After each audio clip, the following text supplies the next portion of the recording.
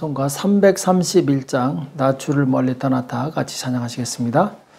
찬송가 331장 같이 찬양하시겠습니다.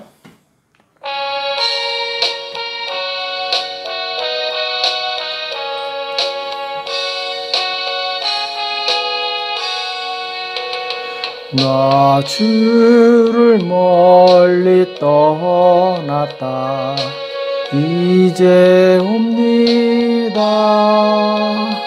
나 죄의 길에 시달려 주여 옵니다. 나 이제 왔으니 내 집을 찾아 주여 나를 받으사 맞아 주소서. 그 귀한 세월 보내고 이제 옵니다. 나 뉘우치는 눈물로 주여 옵니다. 나 이제 왔으니 내 집을 찾아 주여 나를 받으사 맞아 주소서. 나 죄에 매여 고달파 이제 옵니다. 주 크신 사랑 받고자 주여 옵니다. 나 이제 왔으니 내 집을 찾아 주여 나를 받으사 맞아 주소서. 이 병든 마음을 고치려 이제 옵니다. 큰 힘과 소망 바라고 주여 옵니다. 나 이제 왔으니 내 집을 찾아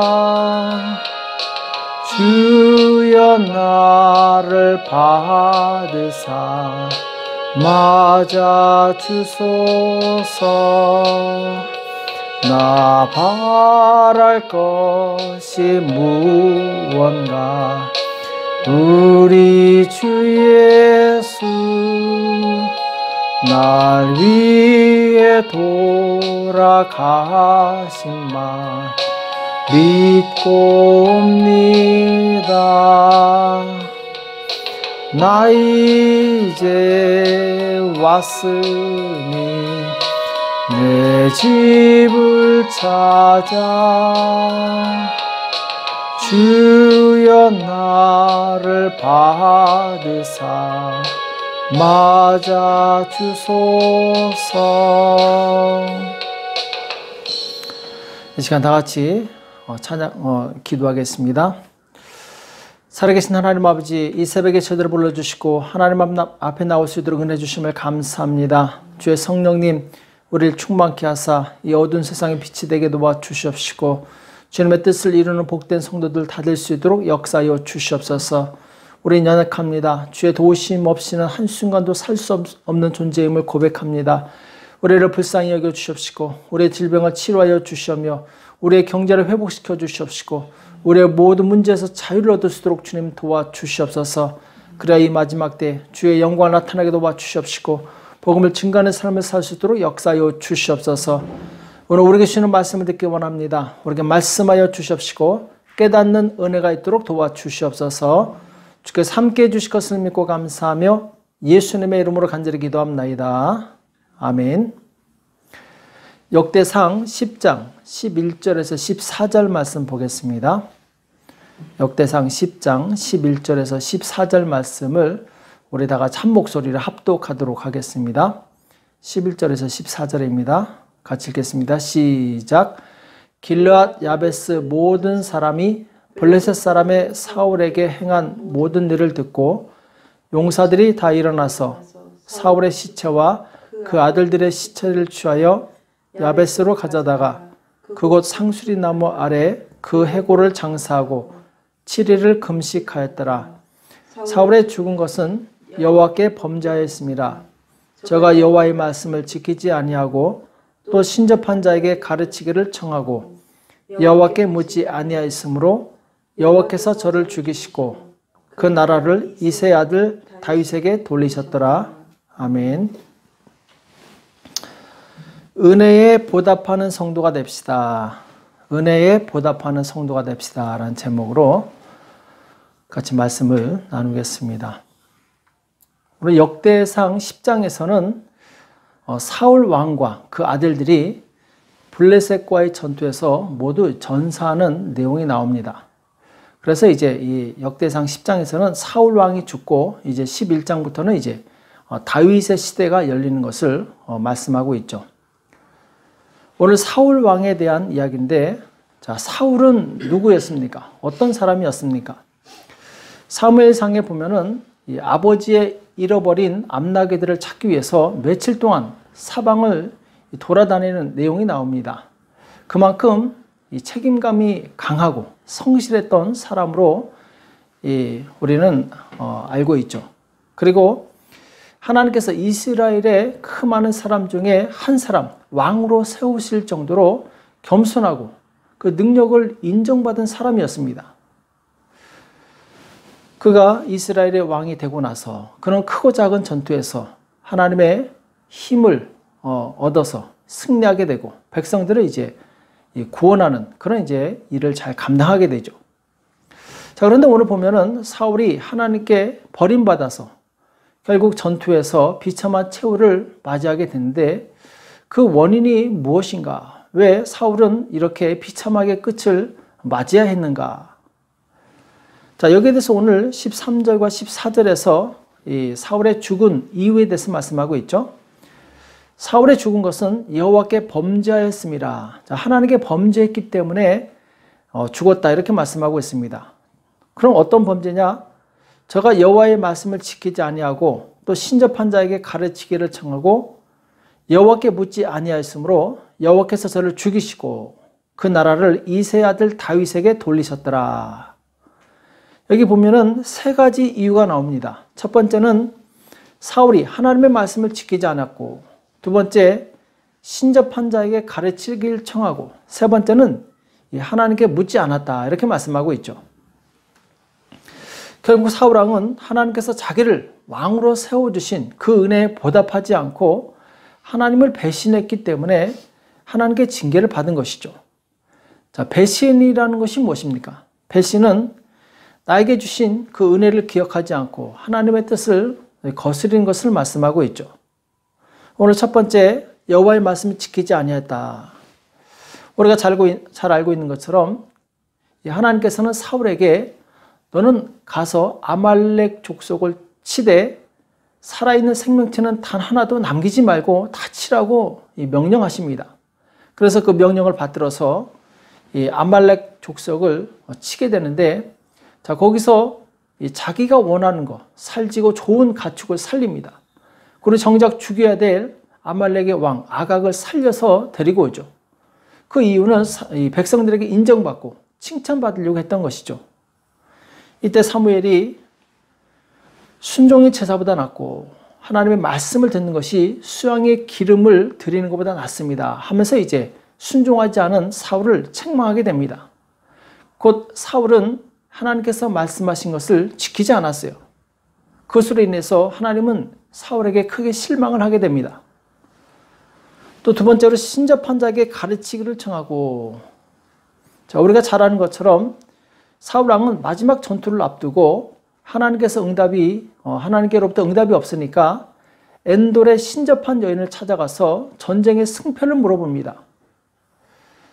자, 지금 사울왕은 자신이 하나님 앞에 지었던 죄를 먼저 회개하는 것이 우선인데 회개하지 않으니까 하나님께서 응답하시지 않은 건데 응답하지 않는다고 무당을 찾아간 거예요. 자, 무당은 하나님께서 가장 싫어하시는 사람이죠. 악한 영과 교제하는 것, 하나님께서 굉장히 싫어하시는 건데 지금 사울은 그 죄를 범한 거예요. 이율배반적인 거죠. 자기가 무당들을 쫓아내놓고 자기가 무당을 찾아가서 물어보는 거죠. 하나님 외에 다른 신들을 찾고 그리고 그들에게 묻고 섬기는 것은 명백한 십계명의 위반입니다. 우리는 오직 하나님께만 묻고 하나님께만 의지해야 될 줄로 믿습니다. 오늘 사울왕은 이 우상을 찾는 신접한 여인을 찾는 그런 우를 범했고 세 번째는 이제 여호와께 묻지 아니하였으므로 이렇게 말씀하고 있어요. 물론 사울왕은 하나님께 물어봤습니다. 답이 없으니까 엔돌의 신접한 자를 찾아갔는데 자, 그 물은 것은 전심으로 하나님을 의지해서 물은 것이 아니었죠.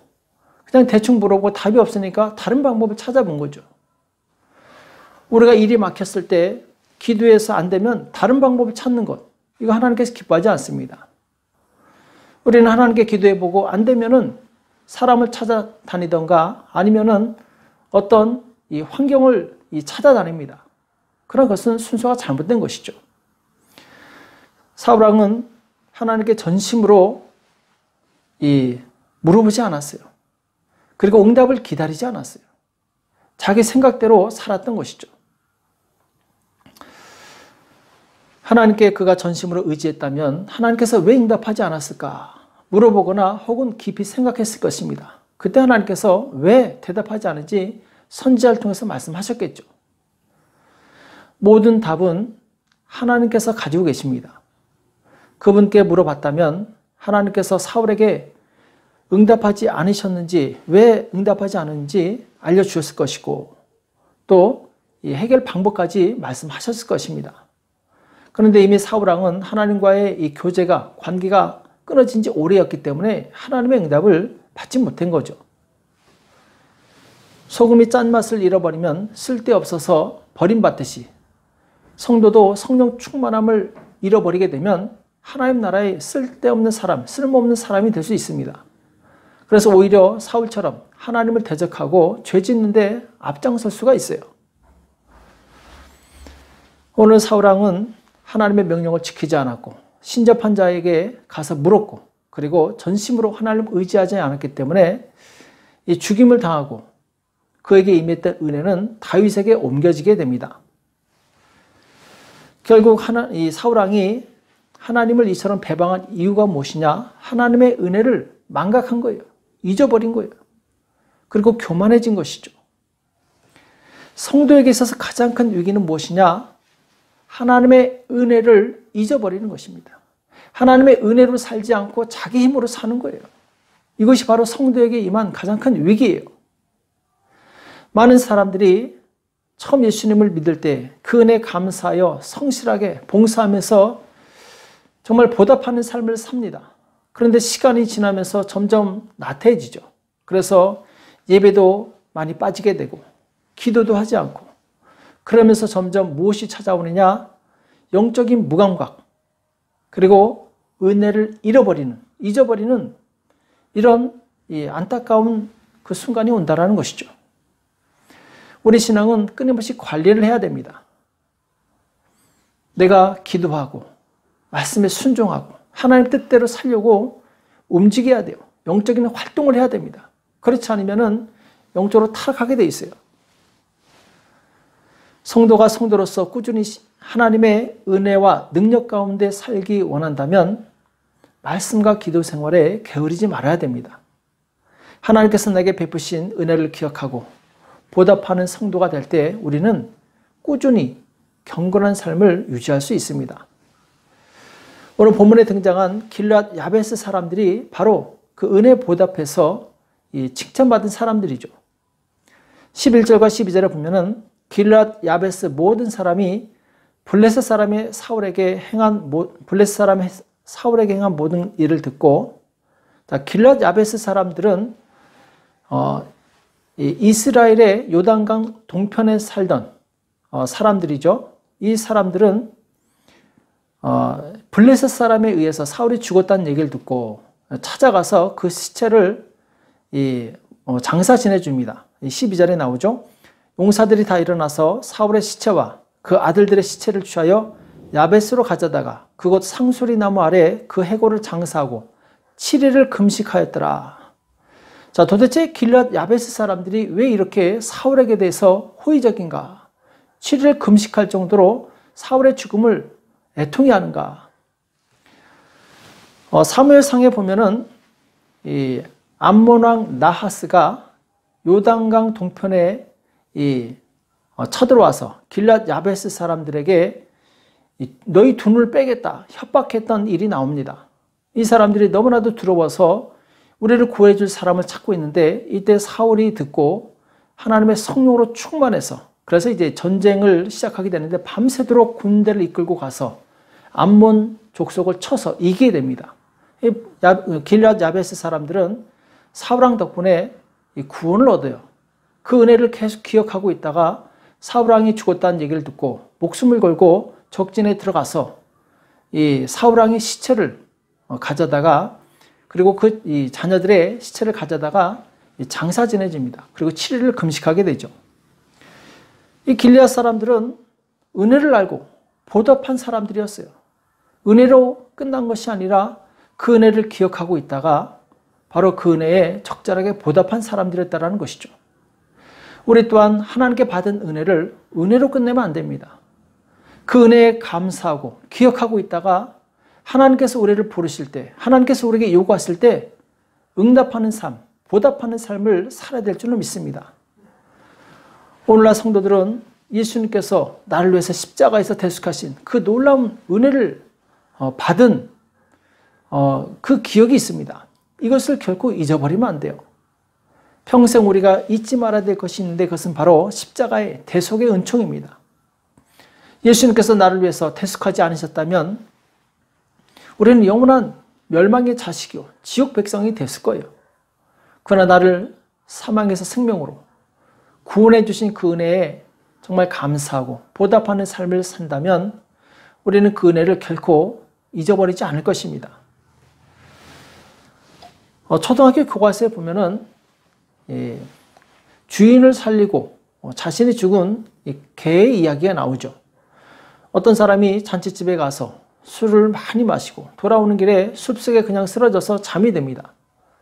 근데 그때 마침 숲속에 불이 일어나서 점점 불길이 이 사람을 향해서 가고 있는데 그가 집에서 기르던 이 개가 와서 아무리 치어도 깨어나지 않으니까 이 근처에 있는 연못에 가서 몸을 적셔서 이 사람의 자는 그 주위를 계속 이 물로 적십니다. 밤새도록 왔다 갔다 하면서 이 몸으로 이 물을 적시고 그래서 불길이 자기 주인을 태우지 않도록 막아주죠. 새벽에 주인이 일어났을 때는 그 개는 이미 지치고 그리고 불에 타서 죽었고 자신만 살아있는 모습을 보게 됩니다. 자, 집에서 키운 영혼이 없는 개도 은혜를 알고 주인을 위해서 목숨을 다하는데 우리 또한 정말 하나님의 은혜를 받았다면 우리는 하나님께 더욱더 충성해야 될 줄을 믿습니다. 하나님께서는 우리에게 날마다 공기와 햇볕과 바람과 비를 주셔서 우리의 생명을 유지하게 하십니다. 눈에 보이지 않지만 하나님은 우리를 위해서 일하고 계시는 거예요. 우리가 받는 고통보다 더 큰 은혜가 우리 가운데 항상 있음을 기억하시기 바랍니다. 나아가서 예수 그리스도 독생자를 보내주셔서 우리를 영원한 사망에서 구원해 주신 그 은혜, 우리가 그 은혜를 영원히 기억하시기 바랍니다. 다른 것은 다 있는다 할지라도 그것을 잊어버린다면 우리는 정말 하나님을 굉장히 실망시키는 사람이 될 수 있습니다. 우리가 하나님의 은혜에 보답하기 위해서는 이 다음 몇 가지 사실을 잘 기억해야 될 줄을 믿습니다. 자, 첫 번째는 하나님께서 나에게 베푸신 은혜가 얼마나 큰지를 잘 알아야 됩니다. 지식이 있어야 돼요. 에베소서 1장 17절 이하에 보면은 우리 주 예수 그리스도의 하나님 영광의 아버지께서 지혜와 계시의 정신을 너에게 주사 하나님을 알게 하시고 자, 하나님께서 지혜와 계시의 정신을 주실 때 우리는 하나님을 알 수 있습니다. 또 너희 눈을 밝히사 그의 부르심의 소망이 무엇이며 성도 안에서 그 기업의 영광의 풍성이 무엇이며 그의 힘의 강력으로 역사심을 따라 믿는 우리에게 베푸신 능력의 지극히 크심이 어떤 것을 너희로 알게 하시기를 구하노라. 이렇게 말씀하고 있어요. 자, 이 말씀은 무엇이냐? 그 하나님의 은혜를 그리고 그 풍성한 능력을 깨달아 알아야 된다는 것이죠. 우리가 이 은혜를 제대로 알지 못하면 하나님을 믿다가도 사울왕처럼 곧 배반할 수 있습니다.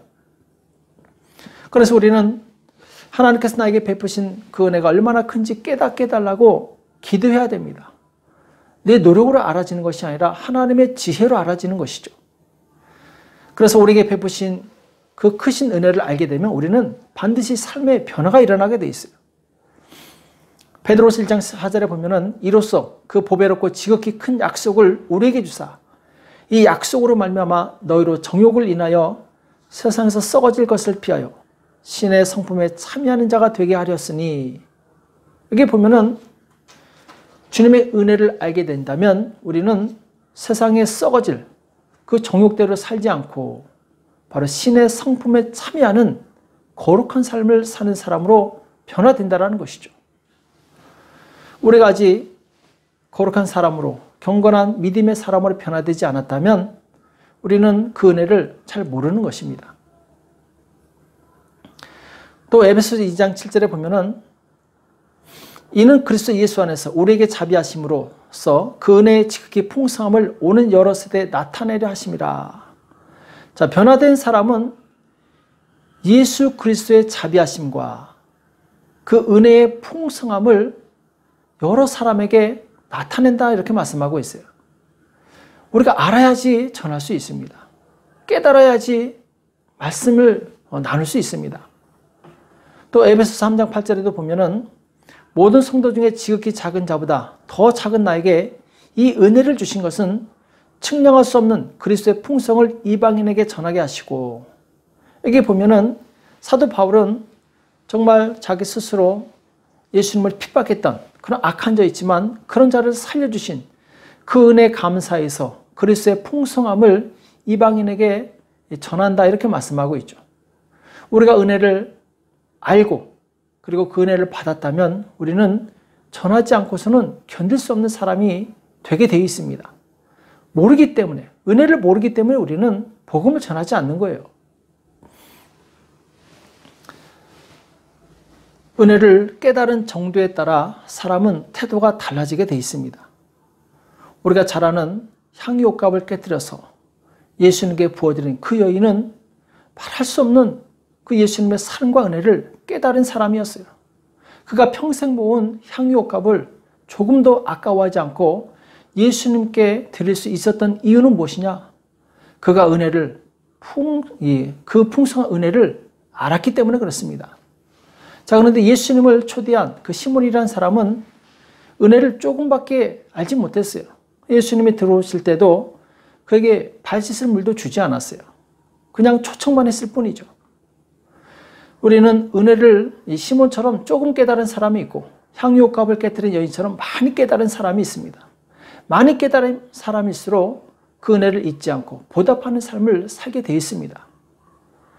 오늘 우리는 예수님의 그 놀라우신 은혜를 더 깊이 깨닫고 체험하시는 저와 여러분 되시길 축복합니다.